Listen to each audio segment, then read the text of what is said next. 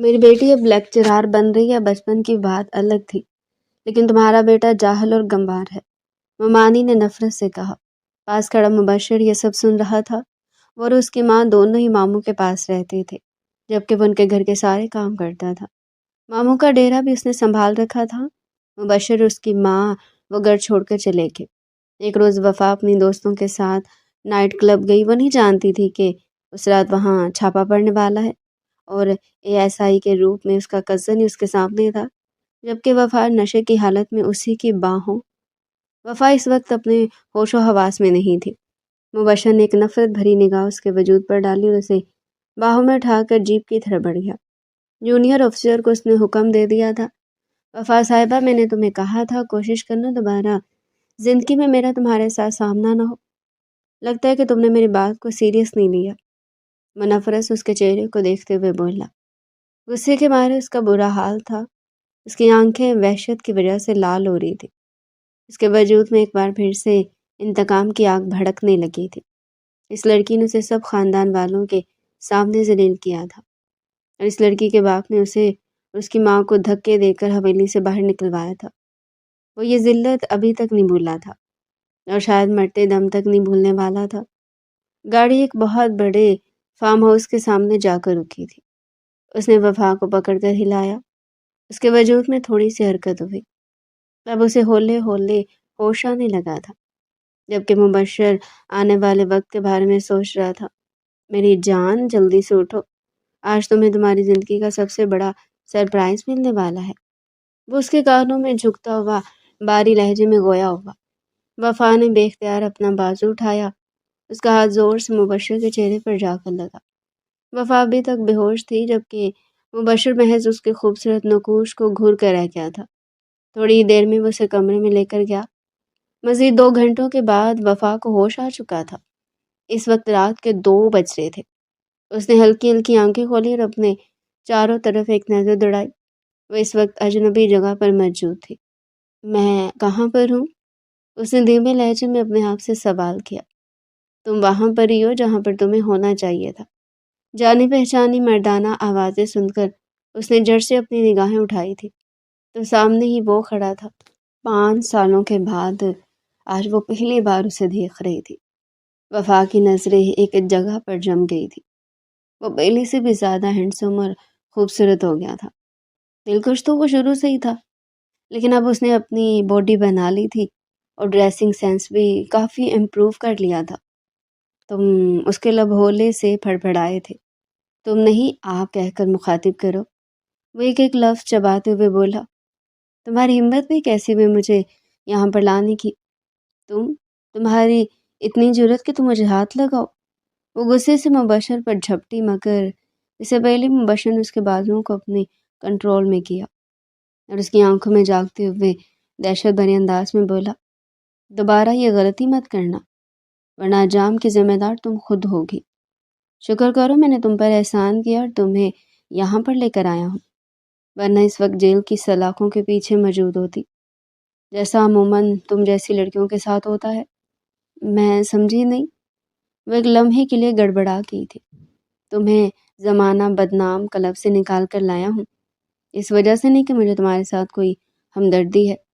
میں بس تمہارے باپ کا آخری احسان چکانا چاہتا تھا، جو اس نے مجھے اور میری ماں کو اپنے گھر میں پناہ دے کر کیا تھا۔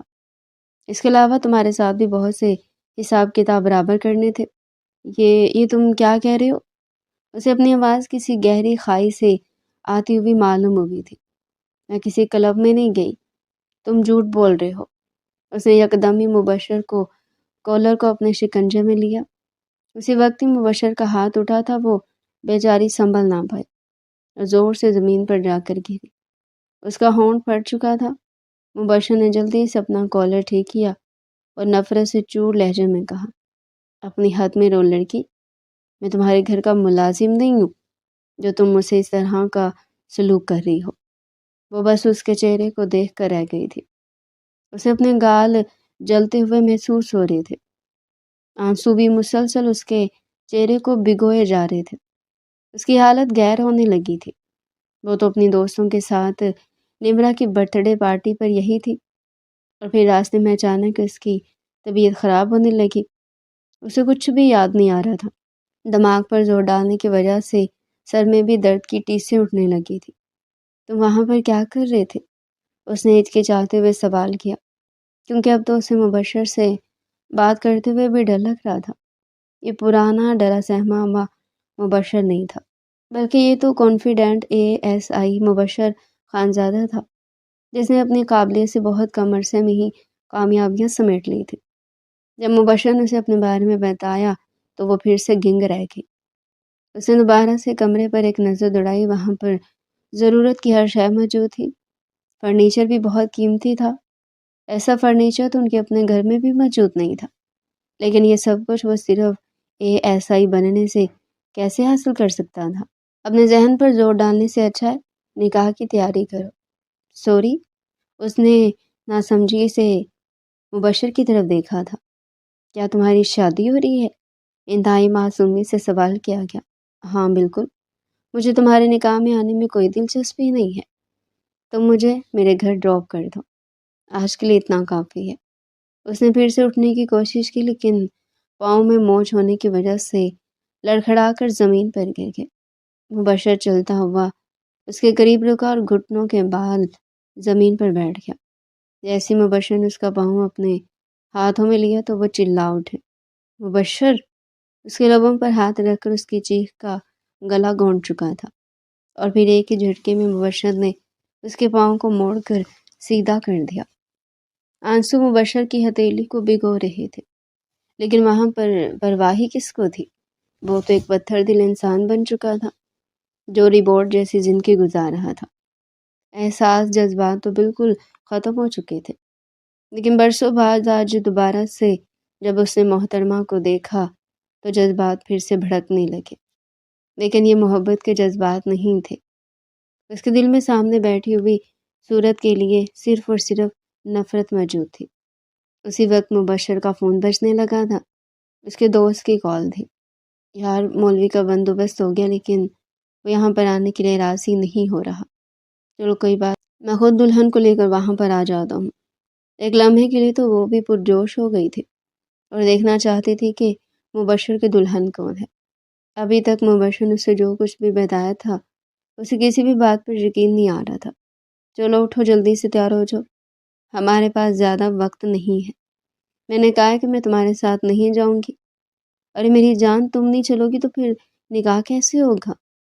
تمہیں زحمت دینے کے لیے بہت بہت معذرت، مگر مولوی صاحب یہاں پر آنے کے لیے تیار ہی نہیں ہو رہے، بیچارے گھبرا رہے ہیں۔ کیا مطلب ہے تمہارا؟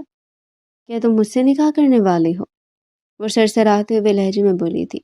ہاں، صرف اور صرف تمہارے باپ کو نیچا دکھانے کے لیے، اور تمہارے بڑے بڑے جملے تمہیں واپس لوٹانے کے لیے۔ کیا کہا تھا تم نے؟ کہ میں تمہارے قابل نہیں ہوں اور میری اتنی اوقات نہیں کہ میں تمہیں ہاتھ لگا سکوں۔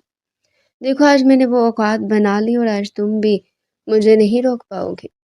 اس کے کانوں میں جھکتا اپنے ہونٹوں سے اس کے کانوں کو چھوتا ہوا اس کے دل کی دھڑکنوں کو بری طرح سے بے ترتیب کر چکا تھا۔ یہ الفاظ نہیں تھے، بلکہ پگھلا ہوا سیسا تھا جو کسی نے وفا کے کانوں میں انڈیلا تھا۔ اس سے پہلے کہ وہ دروازے کی طرف بھاگ جاتی، مبشر نے اس کے پیٹ پر ہاتھ رکھ کر اسے اپنی جانب کھینچ لیا۔ مجھ سے فرار کا راستہ اب تمہارے پاس نہیں ہے، چھوٹی لڑکی، اسی وجہ سے خاموشی سے میرے ساتھ چلو۔ کسی بھی قسم کا تماشا لگانے کی ضرورت نہیں ہے۔ جتنا شور کرو گی اتنا ہی نقصان اٹھاؤ گی۔ اسے اپنے کندھوں پر اٹھائے تیزی سے سیڑھیاں اترتا ہوا نیچے جا رہا تھا۔ ملازمہ نے جب مبشر صاحب کو ایک لڑکی کو زبردستی اپنے ساتھ لے جاتے ہوئے دیکھا تو انہوں نے بے اختیار اپنے لبوں پر ہاتھ رکھ دیا۔ ہائے میرے اللہ، یہ مبشر صاحب کو کیا ہو گیا ہے؟ یہ تو بڑے سیدھے سادے سے بندے تھے۔ خیر، اب کیا ہی کر سکتے ہیں، پیسہ بڑے بڑے شریف زادوں کو بھی خراب کر دیتا ہے۔ انہیں اس لڑکی کے لیے افسوس ہو رہا تھا۔ وہ لوگ اپنی مطلوبہ جگہ پر پہنچ چکے تھے۔ وفا کا رو رو کر برا حال تھا۔ وہ اس کی منتیں کر رہی تھی، اس کے سامنے ہاتھ جوڑ چکی تھی اور اس کے پاؤں میں بھی گرنے کے لیے تیار تھی، لیکن مبشر اس کی کوئی بھی بات نہیں سن رہا تھا۔ مولوی صاحب، نکاح شروع کریں، دلہن بالکل تیار ہے۔ مولوی صاحب کی کن پٹی پر بھی ایک پستل رکھی گئی تھی کیونکہ تھوڑی ہی دیر پہلے انہوں نے نکاح پڑھانے سے انکار کر دیا تھا۔ لیکن اب موت کو اپنے نزدیک دیکھ کر انہیں بھی احساس ہو گیا کہ رحم دلی انہیں کہیں اور جا کر دکھانی چاہیے۔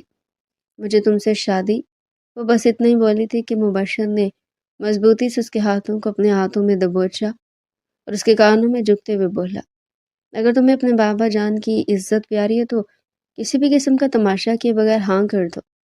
مبشر نے اسے وہ ویڈیوز دکھائی تھی جس میں وہ نشے میں دھت کلب میں ڈانس کر رہی تھی۔ اس کے ساتھ اس کی بیسٹ فرینڈ بھی تھی، وہ دونوں ہی نشے میں جھوم رہی تھی۔ کافی دیر تک وہ اس ویڈیو کو دیکھ کر روتی رہی تھی۔ اس کے ساتھ کیا ہو گیا تھا؟ جن دوستوں پر اس نے یقین کیا تھا وہی اس کے سب سے بڑے دشمن نکلے تھے۔ وہ انہی دوستوں کی وجہ سے اس انسان کی نظروں کے سامنے بھی مجرم ثابت ہو گئی تھی۔ اسے تو اب اپنے آپ سے بھی گن محسوس ہو رہی تھی۔ مبشر کی یہ دھمکی کارآمد ثابت ہوئی اور اس نے روتے ہوئے نکاح کی حامی بڑھ لی۔ مبارک ہو مولوی صاحب۔ سب لوگ ایک دوسرے کے گلے لگ رہے تھے، جبکہ وہ خاموشی سے صوفے پر بیٹھی اپنے ہاتھوں کی لکیروں کو گھورتے ہوئے اپنی زندگی کا تماشا بنتے ہوئے دیکھ رہی تھی۔ چلو، مبشر نے سب کے وہاں سے چلے جانے کے بعد اسے اٹھنے کے لیے کہا، جس کا گھونگھٹ ابھی تک اس کے چہرے کو چھپائے ہوئے تھا۔ میں نے کہا ہے چلو جلدی کرو، میرے پاس زیادہ وقت نہیں ہے۔ صبح میں نے امپورٹنٹ کیس کے سلسلے میں نکلنا ہے تو مجھ سے نکاح کرنا چاہتے تھے۔ تمہارا مقصد پورا ہو گیا، اب تو مجھے یہاں سے جانے دو۔ یہ سن کر وہ عجیب سے انداز میں مسکرا دیا۔ ذرا سا اس کی طرف جھکا تو وہ گھبرا کر پیچھے کی طرف ہٹی۔ وفا کا سر صوفے کے ساتھ لگا ہوا تھا۔ اس کے سر کے قریب ہی صوفے پر اپنے ہاتھ ٹکا کر اس کی آنکھوں میں دیکھتے ہوئے بھاری لہجے میں بولا، میری جان، میرا مقصد اس وقت پورا ہوگا جب میں تمہارے وجود پر اپنی محبت کی چھاپ لگاؤں گا، اور پھر کچھ ہی عرصے بعد تم میرے بچے کی ماں بنو گی۔ تم ایک انتہائی گھٹیا انسان ہو، میں تم سے نفرت کرتی ہوں۔ ابھی تو تم مجھے ٹھیک طرح سے جانتی بھی نہیں ہو، میں تمہاری سوچ سے بھی زیادہ گھٹیا پن پر اتر سکتا ہوں۔ اگر تم نے میری بات نہیں مانی، جلدی سے چلو میرے ساتھ۔ وفا اس کے ساتھ کسی کٹی ہوئی پتنگ کی طرح کھینچی چلی جا رہی تھی۔ اس دوران اس نے مبشر کو روکنے کی ہر ممکن کوشش کی تھی، مگر مبشر نے اسے کمرے میں لے جا کر ہی دم لیا۔ وہ وہاں پر بھی جا نہیں سنبھلی، بلکہ زور سے مبشر کے سینے پر ہاتھ مارتے ہوئے بولی، میرے قریب مت آنا، مجھے ہاتھ بھی مت لگانا، تمہارا مجھ پر کوئی حق نہیں ہے۔ لگتا ہے کہ نکاح نامے سے تمہیں روشناس کروانا ہوگا۔ تم ایسا کرو، نکاح نامے کی تصویر کھینچ کر وال پیپر لگا لو، تاکہ تمہیں یاد رہے کہ تم پر صرف اور صرف میرا حق ہے۔ وہ یکدم ہی جنونی ہو گیا تھا۔ اس میں بے اختیار وفا کے بالوں کو اپنے ہاتھوں میں پھنسایا اور اس کا چہرہ اپنے چہرے کے نزدیک کر لیا۔ تم سوچ بھی نہیں سکتی کہ تمہاری وجہ سے میں کتنی بڑی تکلیف سے گزرا ہوں۔ ہر لمحے، ہر وقت تمہارے باپ کے وہ جملے میرے کانوں میں گونجتے تھے اور تمہارے منہ سے نکلے ہوئے تھے، میرے سینے کو زخمی کرتے تھے۔ میں نے تمہارے بارے میں جو کچھ بھی کہا تھا، میں آج بھی اس بات پر قائم ہوں۔ میں تمہارے ساتھ وفا کرنے کے لیے تیار تھی، مگر تم ایک گھٹیا انسان تھے جو عورتوں کو اپنی محبت کے جھوٹے جال میں پھنستے تھے اور پھر ان کو ٹیشو پیپر کی طرح استعمال کر کے پھینک دیتے تھے۔ تم نے تو گھر کی نوکرانی تک نہیں چھوڑا تھا۔ اس سے پہلے کہ وہ مزید کچھ کہتی، مبشر نے ایک زوردار تھپڑ اس کے چہرے پر مارا۔ میں ہر چیز برداشت کرتا ہوں، لیکن اپنے کردار پر وار نہیں۔ تمہیں پہلے بھی سمجھایا تھا کہ بہت ہی سوچ سمجھ کر بات کیا کرو۔ وہ عجیب سے انداز میں مسکرائی تھی۔ غصہ آتا ہے نا جب کوئی آپ کا سچ آپ کے منہ پر دے مارتا ہے۔ یہ سچ نہیں ہے میرا اس نوکرانی کے ساتھ کوئی تعلق نہیں تھا۔ میرا صرف اور صرف ایک عورت کے ساتھ تعلق، اور وہ تم ہو، اور آج تم سے تمام تر حقوق وصول کر کے رہوں گا۔ یہ کہہ کر اس نے وفا کا دوپٹہ اس کے سر سے اتار کر صوفے پر پھینکا۔ اس کے سامنے وائٹ کلر کی قمیص شلوار میں ملبوس تھی۔ وہ قمیص بہت زیادہ ٹائٹ تھی، جس کی وجہ سے اس کے جسم کے نشیب و فراز نظر آ رہے تھے۔ مبشر نے کبھی نظر اس کے وجود پر ڈالی اور پھر بے ساختہ اس کی گردن پر ہاتھ پھیرتے ہوئے اس کی دھڑکنوں کے ساتھ چھیڑخانی کرنے لگا۔ وفا بن پانی کی مچھلی کی طرح تڑپی تھی۔ اگر میرے باپ کو پتہ چل گیا تو میرے بابا تمہیں نہیں چھوڑیں گے۔ تمہارے بابا سے تو میں بعد میں حساب کتاب برابر کروں گا، پہلے ان کی بیٹی کو تو ہینڈل کر لوں۔ یہ کہتا وہ اپنا چہرہ وفا کے بالوں میں چھپانے لگا تھا۔ اس دوران اس نے وفا کے دونوں ہاتھوں کو اپنے ہاتھوں میں پھنسایا ہوا تھا۔ وہ اس کی گرفت میں پھر بھی نہیں پا رہی تھی۔ اس کی سانسوں کی تپش وفا کو بری طرح سے مدہوش کرنے لگی تھی۔ اس کے لیے اپنی ٹانگوں پر کھڑا رہنا مشکل ہو گیا تھا، جبکہ وہ اس کے جسم کی کپکپاہٹ کو محسوس کرتے ہوئے مزید جنونی ہو رہا تھا۔ جس طرح سے تم لیا کر رہی ہو نا، اسے لگتا ہے کہ آج سے پہلے کوئی بھی مدد تمہارے نزدیک نہیں آیا۔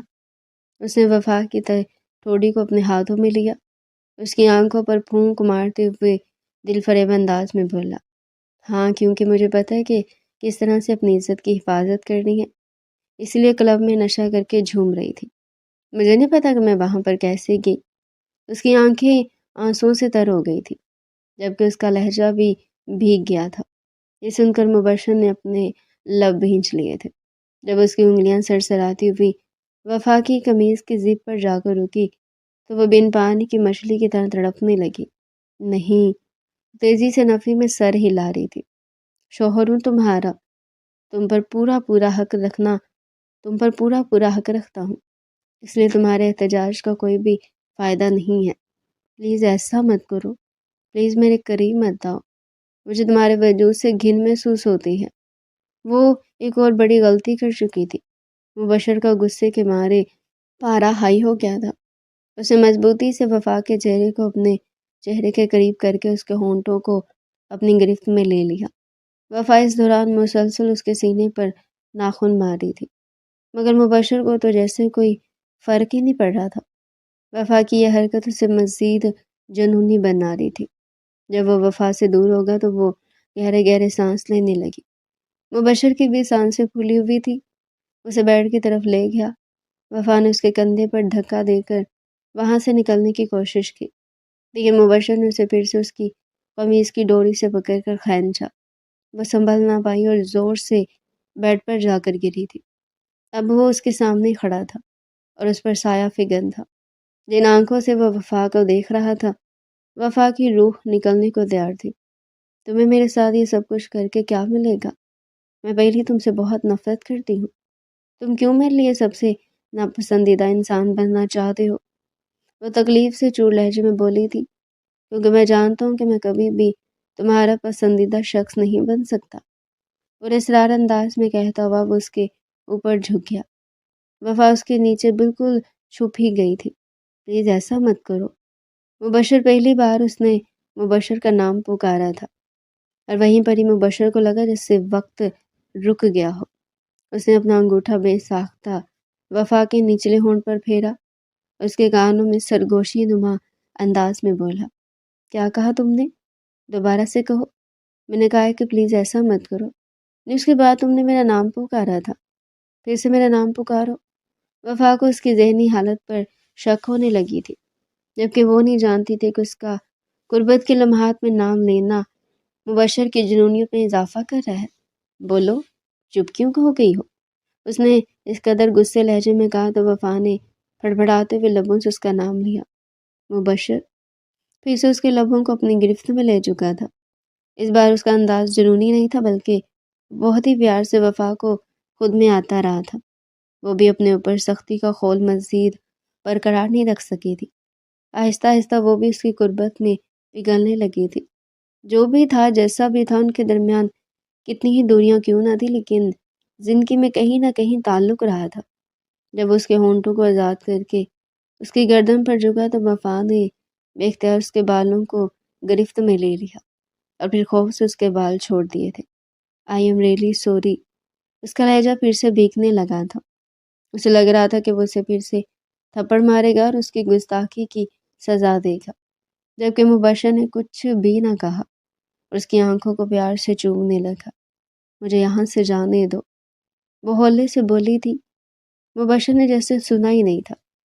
دیکھو، تمہیں مجھ سے بھی مجھے تمہاری آواز سنائی نہ دے۔ تم جتنا زیادہ بولو گی اپنے لیے اتنی ہی مشکل کریٹ کرو گی۔ خاموشی سے حرکت کیے بغیر ہی ایک ہی جگہ پر لیٹی رہو۔ اس کے لبوں پر انگلی رکھتا ہوا اس سے دھمکیوں میں اس لہجے میں بولا تھا، مجھے پیاس لگ رہی ہے۔ اس نے پھر سے ایک اور بہانہ بنایا۔ مبشر اس کے ہونٹوں کو گھونڈنے لگا تو اس نے بے اختیار اپنے ہونٹوں پر ہاتھ رکھ دیا۔ مجھے بھی بہت پیاس لگ رہی ہے، اس کی آنکھوں میں جھانکتے ہوئے پھر سے اس کی روح فنا کرنے والے انداز میں بولا تھا۔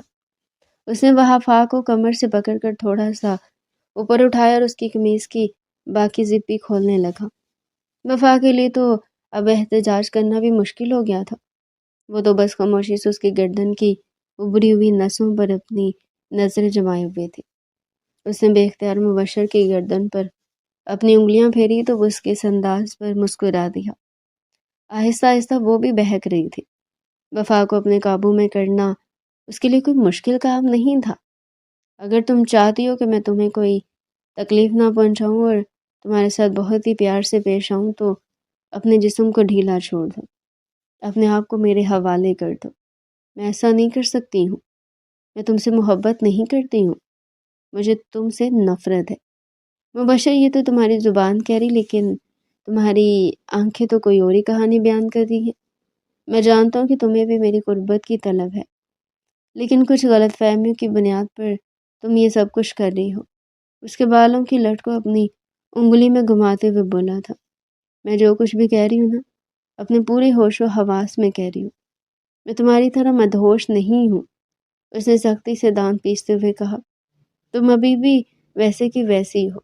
میں بھی اپنے پورے ہوش و حواس میں تمہیں قبول کرنا چاہتا ہوں۔ میں جانتی ہوں کہ بعد میں تم مجھے چھوڑ دو گے، تم صرف اور صرف میرا استعمال کرنا چاہتے ہو، اور ایسا میں کبھی بھی نہیں ہونے دوں گی۔ چلو پھر دیکھتے ہیں کہ تم کیسے خود کو مجھ سے بچاتی ہو اور کیسے مجھے میرا حق وصول کرنے سے روکتی ہو۔ یہ کہہ کر وہ اس کے دونوں بازو اٹھا کر بیڈ کے اوپر ٹکا کر پھر سے اس کی گردن پر جھک گیا تھا۔ وفا نے ایک لمحے کے لیے اپنی آنکھیں بند کی۔ تھوڑی دیر تک اس نے کوئی بھی احتجاج نہ کیا۔ وہ مسلسل گستاخی کیے جا رہا تھا۔ وفا کو ڈر تھا کہ اگر وہ بہک گئی تو معاملات بہت خراب ہو جائیں گے۔ اسے کسی طرح سے یہاں سے نکلنا تھا، لیکن اس کے لیے اسے اس انسان کو خود سے دور کرنا تھا۔ مجھے پیاس لگ رہی ہے۔ کافی دیر گزرنے کے بعد وفا نے نرم لہجے میں کہا تو مبشر کو اس پر ترس آ ہی گیا۔ وہ اسے پیچھے کی طرف ہٹ کر بیٹھا۔ اس لمحے وفا نے قریب پڑا ہوا گلدان اٹھایا اور زور سے مبشر کے سر پر مار دیا۔ ایک لمحے کے لیے تو مبشر کا سر چکرا گیا تھا۔ ایک لمحے کی دیری کیے بغیر اپنی چادر کو اٹھا کر وہ وہاں پر بڑی چادر کو اٹھا کر اپنے گرد لپیٹتے ہوئی باہر کی طرف بھاگی تھی، لیکن جانے سے پہلے اس نے کمرے کا دروازہ بھی باہر سے لاک کر دیا تھا۔ اس کی حالت بہت خراب تھی۔ خوف کے مارے اس کا برا وجود کانپ رہا تھا۔ اس وقت اس کے پاؤں میں جوتے بھی موجود نہیں تھے۔ وہ بس یہاں سے فرار ہونا چاہتی تھی۔ ڈرتے ڈرتے ہوئے حویلی کے اندرونی حصے سے باہر نکلے تو چوکیدار کرسی پر بیٹھا اونگ رہا تھا۔ اس نے دل ہی دل میں خدا کا لاکھ لاکھ شکر ادا کیا اور اندھیرے میں اس دشمن جان کے چنگل سے بچ کر نکل گئی۔ اس کی قسمت اچھی تھی، راستے میں اسے ایک نیک انسان مل گیا تھا جس نے اسے اس کے گھر تک پہنچایا تھا۔ سمرا بیگم لاؤنج میں پریشان بیٹھی تھی، جبکہ تنویر صاحب نیند کی گولیاں کھا کر کب کے نیند کی گہری وادیوں میں جا چکے تھے۔ سمرا بیگم کو رہ رہ کر اپنی بیٹی پر غصہ آ رہا تھا، جس نے انہیں کہا تھا کہ وہ رات کے 12 بجے تک واپس آ جائے گی، لیکن اب 3 بجنے والے تھے۔ اچانک ہی لاؤنج کا اندرونی دروازہ کھلا اور وہ لڑکھڑاتے ہوئے قدموں سے لاؤنج کے اندر داخل ہوئے۔ اپنی بیٹی کی اجڑی ہوئی حالت دیکھ کر انہیں لگا تھا کہ ان کے قدموں کے نیچے سے زمین نکل گئی ہے۔ بے اختیار انہوں نے اسے اپنے سینے سے لگا لیا۔ وہ ان کے گلے لگے چھوٹے بچوں کی طرح پھوٹ پھوٹ کر رو رہی تھی۔ اماں وہ واپس آ گئے، اماں وہ پھر سے میری زندگی میں آ گئے، مجھے اس کے ساتھ نہیں جانا ہے، اماں میں اسے نفرت کرتی ہوں۔ وہ سسک رہی تھی، جبکہ سمرا بیگم سمجھنے کی کوشش کر رہی تھی کہ وہ کس کے بارے میں بات کر رہی ہے۔ میری جان چپ کر جاؤ، ڈرو نہیں، میں تمہارے ساتھ ہوں، تمہاری ماں تمہارے ساتھ ہے۔ مجھے بتاؤ کہ کیا ہوا ہے اور یہ سب کچھ کیا ہے؟ تم تو نمرا لوگوں کے ساتھ گئی تھی، وہ لوگ کہاں پر ہیں؟ میں نے تمہیں صرف اور صرف اس لڑکی کی ذمہ داری پر بھیجا تھا۔ آج کے بعد میں اس لڑکی پر بھی بھروسہ نہیں کروں گی۔ امی وہ سب لوگ پولیس اسٹیشن میں ہیں۔ یہ کہہ کر وہ پھر سے چھوٹے بچوں کی طرح رونے لگی تھی۔ وہ اپنی ماں سے کچھ بھی نہیں چھپاتی تھی۔ بچپن سے وہ سمرا بیگم کے بے حد قریب تھی اور پھر اس نے اپنی ماں کو وہ کہانی سنا دی تھی جو مبشر نے اسے سنائی تھی۔ سمرا بیگم نے تو بے ساختہ اپنا دل ہی تھام لیا تھا۔ سب سے زیادہ حیرانگی تو انہیں مبشر کے ASI بننے پر ہو رہی تھی۔ ابھی کچھ دن پہلے انہوں نے نیوز پیپر میں بھی ایک نیوز پڑھی تھی جس میں ٹریڈنگ کے حوالے سے مبشر خانزادہ کا نام کافی مشہور تھا۔ تب ان کے ذہن میں ایک لمحے کے لیے وہی پرانا مبشر آیا تھا، لیکن اگلے پل انہوں نے اپنے ذہن کو جھٹک دیا تھا۔ اسے باقی ہر بات بتا دی تھی، لیکن ابھی تک اس نے اپنی ماں کو یہ نہیں بتایا تھا کہ وہ مبشر سے نکاح کر چکی ہے۔ وہ یہ سب کچھ بتا ہی نہیں پائی تھی۔ سمرا بیگم اسے لے کر اس کے کمرے میں گئی اور اسے تسلی دیتے ہوئے کہا، فکر مت کرو، سب کچھ ٹھیک ہو جائے گا۔ میں تمہارے بابا سے بات کروں گی، آخر وہ اپنے آپ کو سمجھتا کیا ہے۔ ASI ہے تو اس کا یہ مطلب نہیں کہ سر پر چڑھ کر ناچے گا، اسے اس کی اوقات یاد دلانی پڑے گی۔ تم اس چیز کی ٹینشن نہ لو اور اپنے کمرے میں جا کر آرام کرو۔ ماما وہ مجھے بات کرتے کرتے وہ چپ ہو گئی۔ بولو، کیا کوئی اور مسئلہ ہے؟ کھل کر بات کرو۔ نہیں، کچھ بھی نہیں، یہ کہہ کر وہ اپنے کمرے میں چلی گئی تھی۔ دل میں کہیں نہ کہیں اسے مبشر کی بھی فکر ہو رہی تھی۔ جب وہ کمرے سے باہر نکل رہی تھی تو اس کی نظر زمین پر پڑے خون کے قطروں پر پڑی تھی جو کہ مبشر کے سر سے بہہ رہا تھا۔ اگر اسے کچھ ہو گیا تو میری جان چھوٹ جائے گی، مجھے اس کی ٹینشن لینے کی ضرورت نہیں ہے، لیکن اگر اسے کچھ ہو گیا تو میں جیل چلی جاؤں گی۔ یا اللہ، وہ زندہ بچ جائے اور اس کی یادداشت چلی جائے تاکہ میری اسے جان چھوٹ جائے۔ وہ نادان نہیں جانے دیتے کہ اب تو مرتے دم تک مبشر کا نام اس کے نام سے جدا نہیں ہو سکتا، کیونکہ وہ اسے نکاح کر بیٹھی تھی۔ دوسری طرف مبشر تھوڑی ہی دیر میں دروازہ کھلوانے میں کامیاب ہو چکا تھا، لیکن تب تک وہ لڑکی وہاں سے بھاگ چکی تھی۔ اسے کوئی ٹینشن نہیں تھی، اس کے لبوں پر پرسکون مسکراہٹ پھیلی ہوئی تھی۔ وہ سر میں اٹھتی ہوئی درد کی ٹیسوں کو بھی اگنور کر رہا تھا۔ تھوڑی دیر میں وہ پٹی کروانے کے لیے ہاسپٹل گیا۔ اس دوران وہ مسلسل وفا کے بارے میں سوچ رہا تھا۔ اپنے جونیئر آفیسر کو کال کر کے اس نے وفا کے حوالے سے تمام ہدایات دے دی تھی۔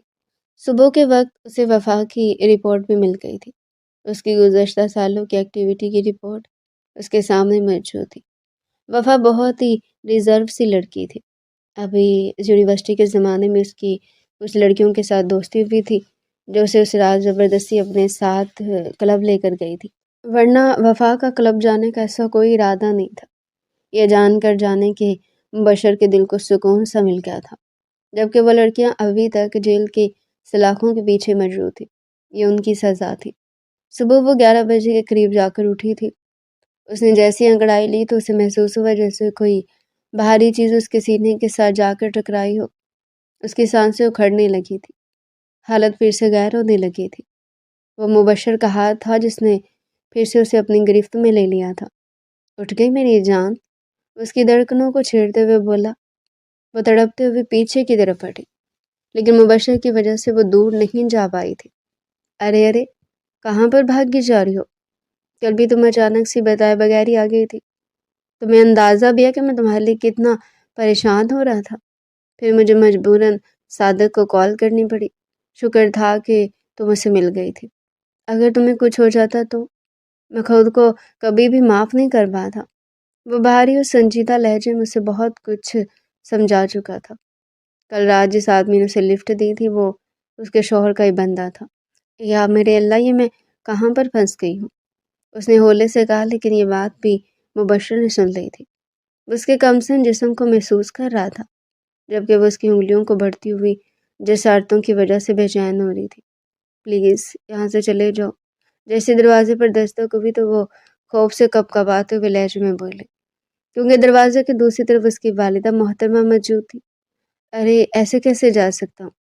جو کام کل ادھورا چھوڑ دیا تھا وہ آج مکمل کرنے کے لیے آیا ہوں۔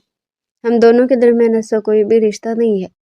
اس کے باقی کے الفاظ منہ میں ہی رہ گئے تھے، کیونکہ مبشر اسے دوبارہ سے بیڈ پر دھکا دے کر اس پر قابض ہو گیا تھا۔ یہی تو بتانے کے لیے آیا ہوں کہ ہم دونوں کے درمیان کتنا مضبوط رشتہ میری جان۔ اس کی چھوٹی سی ناک کو کاٹتے ہوئے بولا اور پھر دوبارہ سے اس کی گردن پر جھک گیا۔ اس کے لبوں سے نکلنے والی سسکیاں مبشر کو مدہوش کیے جا رہی تھی۔ تم پر کس کا حق ہے؟ مبشر نے ایک جھٹکے سے اسے اپنی گود میں بٹھایا اور اس کی آنکھوں میں دیکھتے ہوئے سوال کیا۔ سمرہ بیگم آوازیں دے دے کر واپس چلی گئی تھی۔ وہ چاہتی تھی کہ ان کی بیٹی جلدی سے اٹھے تو وہ اسے اپنے ساتھ لے کر پولیس اسٹیشن جائیں۔ انہیں ابھی تک مبشر کے ASI بننے پر یقین نہیں تھا اور انہیں اپنی بیٹی کی ساری باتیں بھی جھوٹی لگ رہی تھی۔ خاموش کیوں؟ خامخواہ مجھے میرے سوال کا جواب دو۔ مبشر نے جب اسے چپ دیکھا تو قدرے سختی سے بولا، تم پر سب سے زیادہ حق کس کا ہے میری جان؟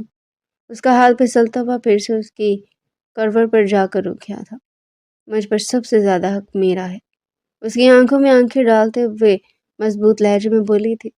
غلط، تم پر تم سے بھی زیادہ حق میرا ہے، یہ کہتا ہے وہ اس کے ہونٹوں کو اپنی دسترس میں لے چکا تھا۔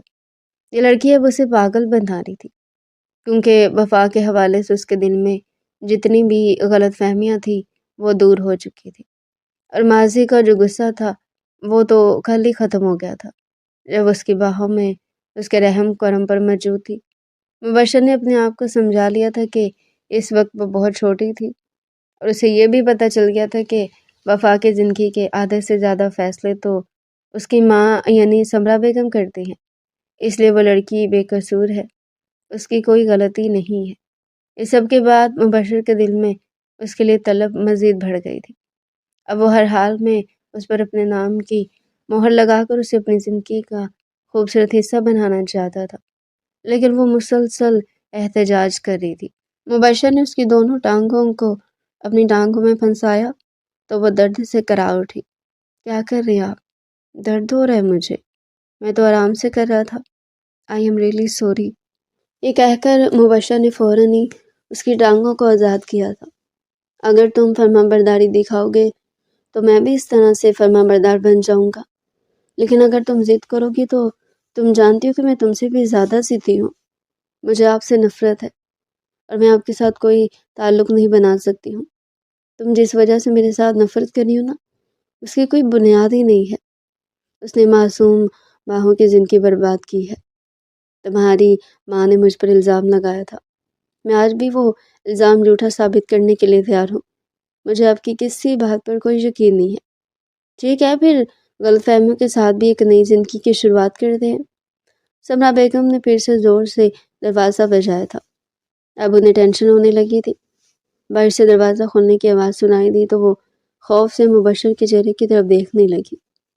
اگلی لمحے اس نے مبشر کو زور سے سائڈ پر دھکا دیا، وہ بھی زمین پر گر گیا تھا۔ جلدی سے بیٹھ کے نیچے جا کر چھپ جاؤ، کیا تم نے اپنی ماں کو میرے بارے میں نہیں بتایا؟ بہت ہی بری بات ہے لڑکی، تمہیں انہیں ہم لوگوں کی نگاہ کے بارے میں بتا دینا چاہیے تھا۔ اس کے لبوں پر ہاتھ رکھتے ہوئے اسے زور سے بیٹھ کے نیچے دھکیل چکی تھی۔ اس وقت تک کمرے کا دروازہ بھی کھل گیا تھا۔ وہ ایک کونے میں گڑی گہرے گہرے سانس لے رہی تھی۔ وفا میری جان، تم ٹھیک تو ہو؟ سمرہ بیگم فور سے بھاگتے ہوئے اس کے پاس آئی۔ وفا کی نظر بیٹھ کے نیچے گئی تو مبشر نے اسے بائیں آنکھ ونک کی۔ وہ مزید گھبرا گئی تھی۔ وہ بڑی مشکل سے سمرہ بیگم کو اپنے ساتھ لے کر کمرے سے باہر نکلی تھی، لیکن جاتے جاتے وہ مبشر کو گھورنا نہیں بھولی۔ جس کے جانے کے بعد کمرے کا دروازہ بند کر کے اس کے کمرے کا معائنہ کرنے لگا تھا۔ جب اس کی نظر دیوار پر لگے فیروز خان کی تصویر پر پڑی تو اس کے تن بدن پر آگ لگی۔ اس میں ایسا کیا ہے جو سب لڑکیاں اس پر مرتی ہیں؟ لیکن ایک نمبر کا فضول آدمی ہے یہ۔ اس نے تصویر اتار کر اسے پھاڑ کر ڈسٹ بن میں پھینک دی تھی۔ اگر وفا کو اس بارے میں پتہ چلتا اور وہ اس کے سامنے موجود ہوتے تو وہ اس کے بال کھینچ کھینچ کر اس کو گنجا کر دیتی، کیونکہ اس تصویر پر فیروز خان کے سگنیچر بھی موجود تھے جو اس نے بڑی مشکل سے حاصل کیے تھے۔ وہ اب ڈسٹ بن کی زینت بن چکے تھے۔ وفا اس وقت تنویر صاحب کے سامنے موجود تھی۔ کل کیا ہوا تھا، مجھے سب کچھ بتاؤ۔ وفا نے ڈرتے ڈرتے ایک نظر اپنی ماں پر ڈالی۔ بولو بیٹا، خاموش کیوں ہو؟ بتاؤ بابا کو کہ کیا ہوا تھا۔ وہ مجھے زبردستی اپنے ساتھ لے کر گیا تھا۔ اور تم کہاں پر تھی؟ یہ اپنی دوستوں کے ساتھ گاڑی میں موجود تھی۔ اس کے بجائے سمرہ بیگم نے جواب دیا تھا۔ وہ لوگ کلب کی بات کو گول مول کر گئے تھے۔ میں آج ہی بھابھی کو کال کرتا ہوں اور ان سے مبشر کے بارے میں بات کرتا ہوں۔ وہ اپنے آپ کو سمجھتا کیا ہے؟ اس سے پہلے ہمیں پولیس میں جا کر رپورٹ درج کرنی چاہیے۔ وفا پچھتا رہی تھی کیوں کل جذباتی ہو کر اسے اپنی ماں کو آدھی سے زیادہ حقیقت بتا دی تھی۔ اگر یہ باتیں وہ اپنے دل میں دبا لیتی تو شاید معاملات زیادہ خراب نہ ہوتے، لیکن اب پچھتایا کیا ہو جب چڑیا چگ گئی خیر۔ جب وہ واپس کمرے میں آئی تو گہری خاموشی نے اس کا استقبال کیا تھا۔ وہ کمرے میں کہیں بھی موجود نہیں تھا۔ اس نے شکر کا کلمہ پڑھا، بیڈ پر لیٹی تو کسی نے فوراً اس کے گرد اپنا گھیرا تنگ کر لیا اور اسے اپنے شکنجے میں لے لیا۔ اس نے احتجاج کیے بغیر ہی ٹھنڈے لہجے میں کہا، مجھے پہلے ہی اندازہ تھا، یعنی تم مجھے جاننے لگی ہو؟ میں تمہیں تمہاری سوچ سے بھی زیادہ جانتی ہوں، بس بار بار میرا منہ مت کھلوایا کرو۔ جو کچھ تم جانتی ہو وہ کسی اور کا پڑھایا بس سبق ہے، اور وہ سراسر غلط ہے۔ جب تم حقیقت جانو گی تو تمہیں شدت سے اندازہ ہوگا کہ تم نے اپنی زندگی کے کتنے خوبصورت سال ضائع کیے ہیں، صرف اور صرف دوسروں کی باتوں میں آ کر۔ خیر، ابھی میں ایک امپورٹنٹ مشن کے سلسلے میں جا رہا ہوں۔ اگر میں اس مشن سے کامیاب واپس لوٹ آیا تو سب سے پہلے گھر آ کر تمہارے ماں باپ سے تمہارے رشتے کی بات کروں گا، اور اگر مجھے کچھ ہو گیا تو تم جشن منانا۔ اللہ کرے کہ تم کبھی بھی واپس نہ اور میری تم سے جان چھوٹ جائے، کیونکہ میں تم جیسے بے وفا انسان کے ساتھ نہیں رہ سکتی ہوں۔ تمہارے ساتھ رہنے سے اچھا ہے کہ میں ساری زندگی تنہا گزار دوں اور کبھی بھی شادی مت کروں۔ یہ سن کر وہ پھیکے سے انداز میں مسکرا دیا تھا۔ وہ کمرے کے راستے سے باہر نکلنے لگا تھا کہ وفا اس کے سامنے جا کر کھڑی ہوگی۔ کہاں سے باہر جا رہے ہو؟ جہاں سے آئے ہو وہیں سے جاؤ۔ ابھی باہر گارڈز موجود ہیں، ان کے سامنے بالکنی پھلانگ کر نہیں جا سکتا ہوں۔ اگر تم چاہتی ہو کہ میں یہاں سے جاؤں اور کسی کو تمہارے اور میرے نکاح کے بارے میں نہ پتہ چلے تو تمہیں خود ہی مجھے یہاں سے نکالنا ہوگا۔ وہ مرتی کیا نہ کرتی کہ مستحق اسے اپنے ساتھ لے کر حویلی کے پچھلے حصے کی طرف آ گئی تھی، اور پھر وہیں سے اس نے مبشر صاحب کو رخصت کر کے شکر کا کلمہ پڑھا تھا، لیکن دل میں کہیں نہ کہیں چبھن بھی موجود تھی۔ شاید یہ چبھن اس دشمن جان کی باتوں کی تھی۔ میں کیوں اس کے مرنے کی دعائیں کر رہی ہوں؟ اللہ تعالیٰ اسے لمبی زندگی دے، اور اس کے دل میں بے ساختہ دعا دی تو اس کا دماغ دل کے خلاف ہو گیا تھا۔ تم کیوں اسے دعائیں دے رہی ہو؟ اس نے تو تمہاری زندگی برباد کی ہے۔ وہ آدمی دعاؤں کے نہیں بلکہ بد دعاؤں کے قابل ہے۔ دل اور دماغ کے درمیان جنگ شروع ہو چکی تھی۔ وہ اپنا سر جھٹکتے ہوئے حویلی کے اندرونی حصے کی طرف بڑھ گئی تھی۔ شام کے وقت اس نے سمرا بیگم سے بے اختیار ماضی کے بارے میں سوال کیا، اماں کیا آپ نے ان لوگوں کو واقعی میں ایک ساتھ دیکھا تھا؟ ہاں میری جان، مبشر ایک انتہائی گھٹیا آدمی ہے۔ اس نے بانو کی عزت خراب کرنے کی کوشش کی تھی، اور یہ سب کچھ میں نے اپنی آنکھوں سے دیکھا تھا۔ بیٹی کی بات سن کر انہوں نے فوراً سے اس کے چہرے پر ہاتھ پھیرا، اسے اپنے گلے سے لگا لیا۔ امی، یہ بھی تو ہو سکتا ہے کہ آپ کی غلط فہمی ہو، کہیں اسے دوبارہ سے دیکھ کر تمہارا دل پگھل تو نہیں گیا؟ میری ایک بات ہمیشہ یاد رکھنا، مرد کی فطرت کبھی بھی نہیں بدلتی ہے۔ اگر مرد ایک بار بے وفائی کر سکتا ہے تو وہ بار بار بے وفائی کر سکتا ہے۔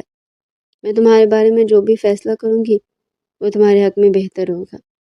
ابھی تم چھوٹی ہو، تم زمانے کی چالاکیوں سے واقف نہیں ہو، اسی وجہ سے کوئی بھی قدم اٹھانے سے پہلے 1000 بار سوچنا اور اپنی ماں سے مشورہ ضرور کرنا، کیونکہ مجھ سے زیادہ تمہارا کوئی بھی مخلص نہیں ہو سکتا۔ یہ کہہ کر انہوں نے اس کے ماتھے کو چوما تھا۔ وہ بھی چپ کر گئی تھی۔ ماضی کے لمحات کسی فلم کی طرح اس کی نظروں کے سامنے میں گھومنے لگے تھے۔ مبشر کے بابا کا اس کے بچپن میں انتقال ہو گیا تھا۔ وہ اپنی ماں کے ساتھ اپنے ماموں جان کے گھر آ گیا تھا، لیکن اس کی مہمانی سے بہت نفرت کرتی تھی۔ انہیں مبشر ایک آنکھ بھی نہیں بہاتا تھا، اور اس کی وجہ مبشر کی ماں تھی۔ جس شخص سے مہمانی محبت کرتی تھی، مبشر کی ماں نے اسی شخص سے شادی کی تھی۔ سمرا بیگم کو مبشر کے ماموں پسند کرتے تھے، اسی وجہ سے انہوں نے سمرا بیگم کے لیے رشتہ بھجوا دیا۔ بعد میں جب سونیا بیگم کے شوہر کا انتقال ہوا تو وہ مجبوراً اپنے بھائی کے پاس ہی آ کر رہنے لگی۔ اس کے علاوہ ان کے پاس دوسرا کوئی ٹھکانہ نہیں تھا۔ مبشر نے FSC تک تعلیم حاصل کی تھی۔ اس کے بعد ماموں نے اسے اپنے ڈیرے کے کاموں میں لگا دیا تھا۔ مبشر کو پڑھنے کا بہت شوق تھا۔ اس نے پرائیویٹ داخلہ لیا ہوا تھا، لیکن اس بارے میں اس نے حویلی والوں کو کچھ بھی نہیں بتایا ہوا تھا۔ وہ اپنے بل بوتے پر کچھ کرنا چاہتا تھا اور اپنے ماموں جان کو کچھ بن کر دکھانا چاہتا تھا۔ مبشر اور وفا کا بچپن میں رشتہ پکا ہو گیا تھا۔ اس وقت تک مبشر کے بابا بھی زندہ تھے، وہ ایک بہت ہی بڑے بزنس مین تھے، لیکن ان کے وفات کے بعد سارا دن ان کے بھائیوں نے ہتھیار لیا تھا۔ انہوں نے مبشر اس کی ماں کو دھکے دے کر حویلی سے باہر نکال دیا تھا۔ وفا بھی مبشر سے بے تحاشا محبت کرتی تھی۔ وہ لوگ حویلی میں چھپ چھپ کر ایک دوسرے سے ملتے تھے، کیونکہ کھلے یہاں ملنے کی اجازت نہیں تھی۔ سمرا بیگم کو یہ سب کچھ پتہ تھا۔ وہ چاہتی تھی کہ کسی طرح سے اپنی بیٹی کو مبشر سے دور کر دے۔ وہ جب بھی مبشر کی برائی کرتی تو وفا تڑپ اٹھتی تھی اور اس کی سائڈ لینا شروع کر دیتی تھی۔ تنویر صاحب بھی چاہتے تھے کہ ان دونوں کی شادی ہو جائے، لیکن سمرا بیگم کچھ اور ہی سوچ کر بیٹھی ہوئی تھی اور اپنے دشمن کے بیٹے کو اپنی بیٹی نہیں دے سکتی تھی۔ اس طرح ان کے انتقام کیا کبھی بھی ٹھنڈی نہ ہوتی، اور پھر انہوں نے وہ کیا جو شاید کسی نے اپنے وہم و گمان میں بھی نہیں سوچا تھا۔ حویلی میں ایک نوکرانی تھی، بانو۔ انہوں نے اس کا استعمال کیا اور ایک دن زبردستی اسے مبشر کے کمرے میں بھیج دیا۔ بانو مجبور تھی، وہاں پر جا کر اس نے اپنے کپڑے پھاڑنا شروع کر دیا۔ مبشر بری طرح سے بے جان ہو گیا۔ یہ تم کیا کر رہی ہو؟ پاگل تو نہیں ہوگی؟ اسے اپنی آواز کسی گہری خائی سے آتی ہوئی معلوم ہوئی تھی۔ مجھے معاف کر دینا مبشر لالا، مگر لالا بڑی بی بی صاحبہ کو حکم ہے، بانو نے روتے ہوئے کہا۔ جب سب لوگ وہاں پر جمع ہوئے تو بانو نے مبشر کے کردار پر الزام لگایا۔ پہلی بار وفا نے اس کی طرف بے یقینی سے دیکھا تھا۔ پہلی بار وفا کو اسے نفرت محسوس ہوئی تھی۔ اسے سب لوگوں کے سامنے مبشر کو تھپڑ مارا تھا اور اپنی ماں کے ساتھ روتی ہوئی وہاں سے چلی گئی تھی۔ سمرا بیگم کی زندگی کا سب سے بڑا مقصد پورا ہو گیا تھا۔ اس کے بعد تو مامو جان بھی مبشر کی کوئی بھی بات سننے کے لیے تیار نہیں تھی۔ انہوں نے ان دونوں کا رشتہ بھی ختم کر دیا تھا۔ سب خاندان والوں کو بھی انہوں نے یہی بات بتائی تھی کہ ان کی بیٹی لیکچرار بنتی ہے، حالانکہ ایسا کچھ بھی نہیں تھا۔ اسے صرف اور صرف کالج میں پڑھانے کی آفر ہوئی تھی، کیونکہ اس کے مارکس کافی اچھے تھے اور رپورٹ بھی بہترین تھی۔ یہ ایک معمولی سی اپرچونٹی تھی، لیکن انہوں نے اس کو بھی بڑھا چڑھا کر بتایا تھا اور مبشر کو فارغ اور نکما کہہ کر راستے سے ہٹا دیا تھا۔ تنویر صاحب نے بہن اور بھانجے دونوں کو حویلی سے نکال دیا تھا۔ تب مبشر اپنی ماں کو لے کر شہر آ گیا۔ وہ ان کے ساتھ کرائے کے مکان میں رہنے لگا تھا۔ مبشر کی ماں بہت ہی صابر اور نیک خاتون تھی اور نیک عورت تھی۔ ان دنوں مبشر کی کمپیٹیٹیو ایگزامز کا رزلٹ آ گیا تھا اور وہ ڈی ایس پی بن گیا تھا۔ اس کے بعد وہ مزید محنت کرنے لگا اور ترقی کرتا ہوا ASI کے عہدے پر پہنچ گیا۔ اپنے دوست کے ساتھ مل کر اس نے ٹریڈنگ بھی شروع کی ہوئی تھی اور وہاں پر ایک اس نے چھوٹی سی کمپنی اوپن کی تھی۔ کچھ ہی عرصے میں قسمت اس پر مہربان ہو گئی تھی اور وہ مالا مال ہو گیا تھا۔ 5 سال گزرنے کے بعد وہ ایک کلب پر ریڈ ڈالنے کے لیے گیا تو وہاں پر اسے وفا بری حالت میں ملی تھی۔ اسے غیر حالت میں دیکھ کر مبشر کا خون غصے کے مارے جوش مارنے لگا تھا، لیکن بعد میں جب اس پر ساری حقیقت آج کا بھی تو اس کا دل کافی حد تک سنبھل گیا تھا۔ تقریباً 1 ہفتہ گزر چکا تھا۔ وفا نے مبشر کو نہیں دیکھا تھا اور ان کی فون پر بھی کوئی بات نہیں ہوئی تھی۔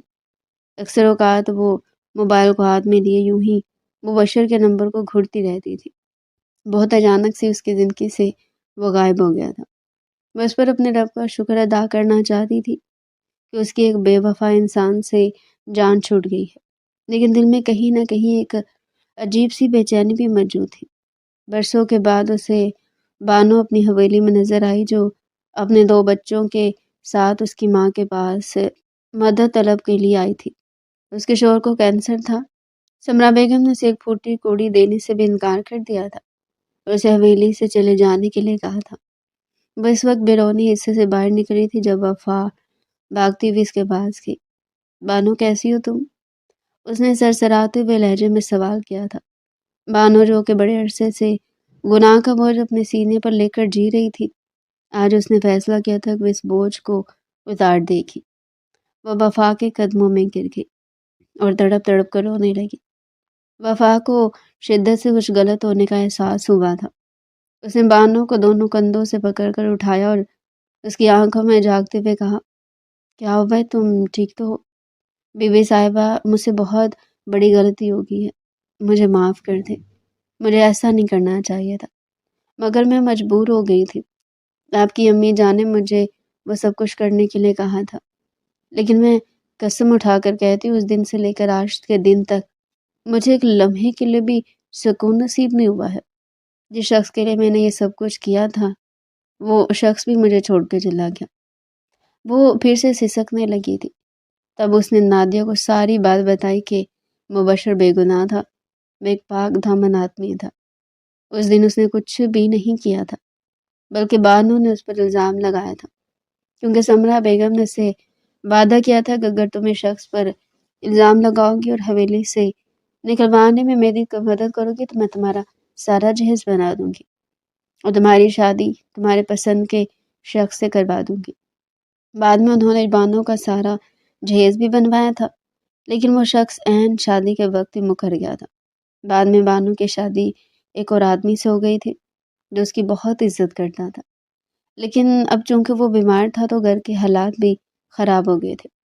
بانو کے لیے مہنگائی کے اس دور میں 2 بچوں کے ساتھ گزارا کرنا بہت ہی مشکل ہو گیا تھا۔ وفا کی آنکھیں آنسوں سے بھیگ گئی تھی۔ اس کی ماں اس کے ساتھ اتنا بڑا ظلم کرے گی؟ اس نے کبھی اپنے وہم و گمان میں بھی نہیں سوچا تھا۔